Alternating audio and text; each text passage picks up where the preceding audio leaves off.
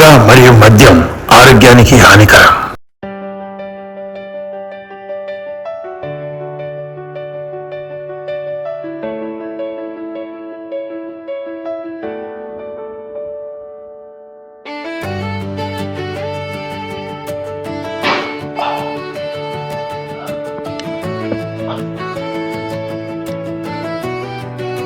అయ్యగారు డబ్బుల్లో ఉన్నాయి, ఇచ్చేస్తాం.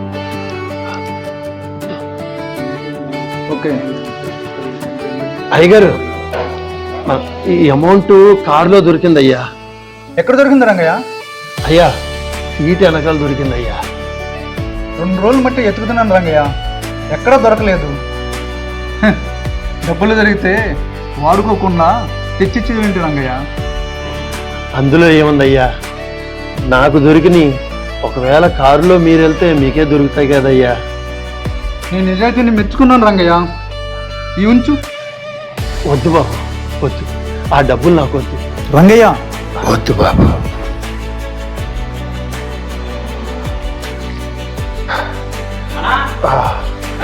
బాబు, నాకు అర్జెంట్ 10,000 కావాలి. 10,000?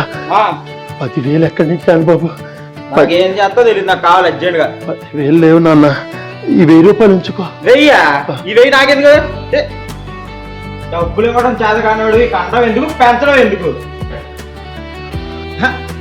బాబు, నీకు డబ్బులు కావాలా? వద్దు బాబు. నువ్వు ఆగు రంగయ్య. రంగయ్య, నేను పిలిచే వరకు నువ్వు రాకు, పైకి వెళ్ళి రెస్ట్ తీసుకో. అలాగే బాబు. ఫైల్ గురించి తర్వాత మాట్లాడదాం, నువ్వు కూడా వెళ్ళు. నీ 10,000 కావాలి అంతే కదా? సరే, ఈ కారు శుభ్రంగా తుడిచేసి నా దగ్గర రా.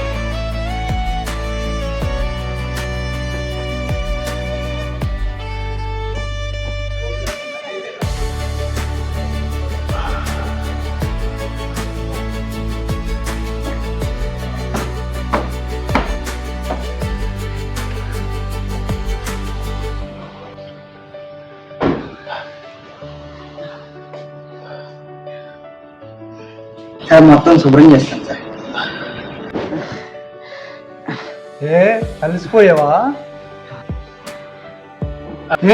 ఒక కారు కలిసిపోతే మీ నాన్న రోజుకి 10 నుంచి 15, 20 కార్ల వరకు కడుగుతారు.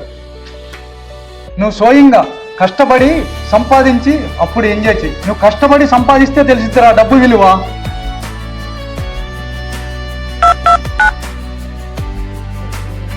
రంగయ్య, నువ్వు అనుకున్న పని అయిపోయింది, కిందకి రా.